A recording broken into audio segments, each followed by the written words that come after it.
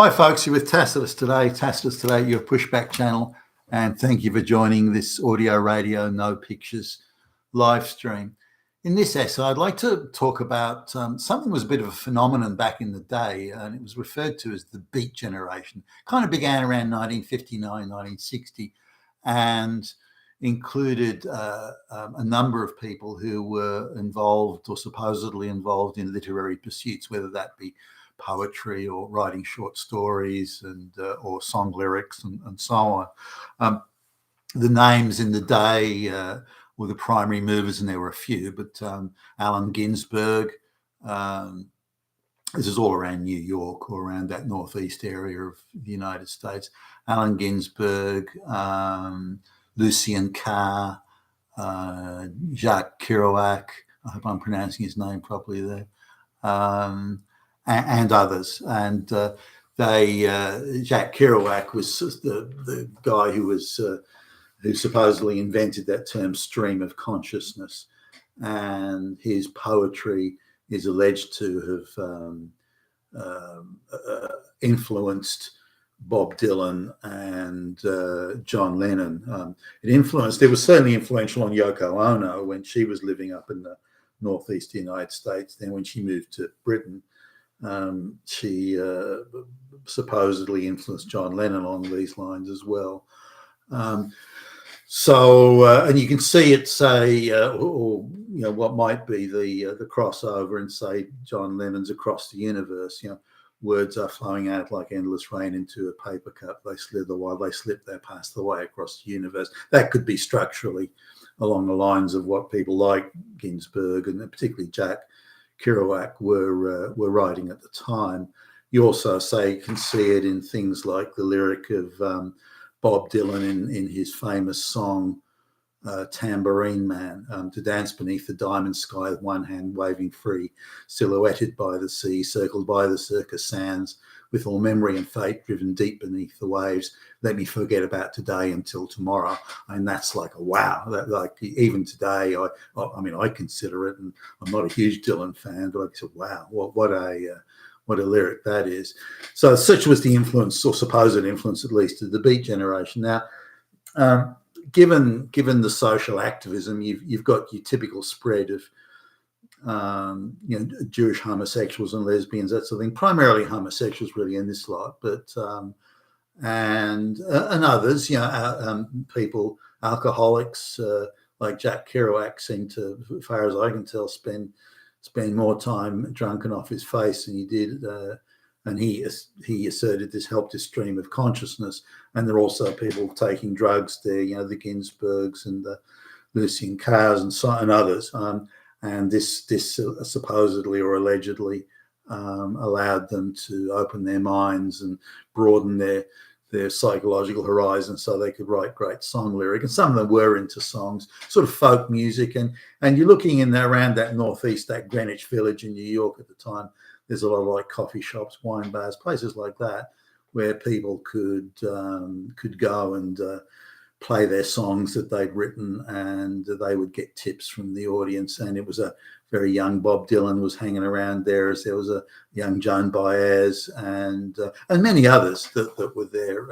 Very young, a little bit later, very young Maria Mulder, the song Midnight at the Oasis and so on. So a lot of very, very sort of hippie type folks. Now, inherent in their drug taking and their alcoholism and they're simply their counterculture, if you will, views. The media wanting to be. If you look at the media at the time, they were very much under pressure from various product manufacturers. Whether it be I don't know, bars of soap or anything, any consumer product, to try and bring in more of a young audience. The programs at the time were deemed, the TV programs at the time were deemed as not having enough relevance to young audiences. Therefore, the amount of young eyeballs that were being pulled onto the TV wasn't enough, and so the product manufacturers were leaning on the TV stations and the media companies. Hey, you got to bring more young people in. These people now have a bit of money to spend. We want them to buy our stuff. So you had to be more relevant. So the media started going after things like other things too, but things like the Beat Generation. What is it? Trying to explain it and trying to convince young audiences, hey, we're talking about stuff that you care about, that you're interested in. And we can see as the Beat Generation sort of morphed into more of the hippie generation, which we see in Woodstock and in the Flower Power thing, Summer of Love in San Francisco, and so on. And we can see how that was the morphing. But these people, later on morphed into being public servants that were pushing, equity sort of programs. So I think we're still living with, if you like, the fallout or just the natural progressive how it morphed from one thing to another and it ended up in its culmination, which is the eradication of the Western nation state and this idea of LGBTQ equity and all this sort of stuff. So I think an argument could be made to say that it started, certainly in modern terms, in the United States at the very least, but also spreading elsewhere. And we see it in these song lyrics and the aspirations.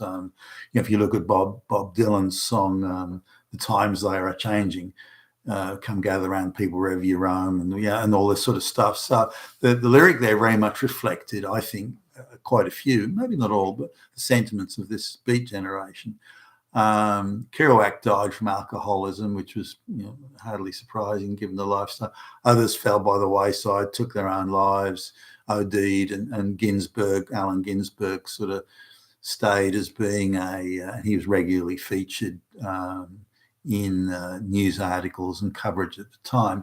It's interesting to watch how the media were coming at it from trying to capture a sentiment, but in factual terms. So Bob Dylan was being interviewed, and he's a young guy. He's only in his early 20s at this point. And the journalists are saying, would you say there were 41 or 42 people there? What was there? And then Dylan would say, oh, it's 43 and a half. And so 43 and a half. The journalist was trying to capture facts to report them because that's what journalism was at the time. And Dylan was talking about sentiments and feelings, aspirations, and social ideologies, and so, which the media, of course, didn't understand, and something that was corrected brutally over the intervening years. So this Beat Generation, I think, was more influential than we realise. When we look at it now, it's a bunch of drunken, drugged out, hippies, and they look rather pathetic. You watch Allen Ginsberg going along in his hair and his. He looks like almost a caricature, but yet his I've tried to get into Jack Kerouac, for example. Some of his writings are deemed as being from a literary point of view at the very high point. I mean, it's a wow factor. Makes some of the great writers of all time sort of look like beginners. Now I've tried to read his stuff, and he's done a number of readings, which you can still see actually on YouTube. Did a number of public readings in places like the Greenwich Village type venues in New York, and so I've tried to get into this, listen to. I can't see anything fantastic in it. Maybe I'm just not sophisticated enough to see it, but it's held up certainly by leftist activists. Now, if you look at the activist class that sort of gathered around the Ginsbergs and so on, again, heavily overrepresented by Jewish activists, again, many of them gay. So it seems to be an expression of, at the time, whether you say it came through music or song lyric or literature, it seemed to be, certainly looking back now at least, this was how people that thought they weren't being represented or held in the esteem that they wanted to be, the Jewish lesbian or the Jewish homosexual, that they were able to create a dynamic where they were the victims, but with the justifiable grievance that others had to stand aside for, recognize the grievance, recognize it was a just claim, and everyone else had to stand aside to give them their place in the sun that they were demanding. I mean, what place in the sun does a drunken, drug-taking hippie really need? I'm only that way because they made me, or so. It's an interesting sort of thing to look at now and see how it permeates. Now, if we look at it in parallel, there was also a radical feminist movement that was springing up, probably maybe a few years later, and certainly around that time, where you've got the Jewish Marxist activist Betty Friedan, Shulamith Firestein, again the Marxist bisexual, Jewish bisexual, and Ellen Levine, Miller, what's her face, Kate Miller, I think it was, or Muller, and so you've got, so it's very much driven by Jewish activists, many of them lesbians. And also by there's a small coterie, if you like, of black women, also lesbians, incidentally, that were part of that. So this is all coming up at the same time. The sort of the lesbian side, they weren't really using music, but literature. They were all being given very cozy book publishing deals, even though the books didn't sell at the time. They were heavily promoted, and say Betty Friedan, the feminist mystique, and Shulamith Firestein had her books as well, Case for Marxist Revolution and things like that, on just simply the merit of their work. They shouldn't have been published, but they were, and again, heavily promoted by the book companies, even though there was so they were trying to create a market rather than satisfy one. So anyway, interesting to look back on this and see where it went. I don't think the stream of consciousness thing really had that sort of effect on the lyrics of John Lennon, but maybe it did. There's another song by Lennon on the White Album, Beatles' White Album, called Julia. Talks of Ocean Child and things like that. That there's probably a few songs of his you could say, well, maybe it was influenced by that, but it's hard to say because those influences were very much on Yoko Ono, and she brought them to Lennon when their relationship sort of kicked off. And it was around that time when Yoko Ono took a big influence over Lennon that these lyrics, I think, started to appear.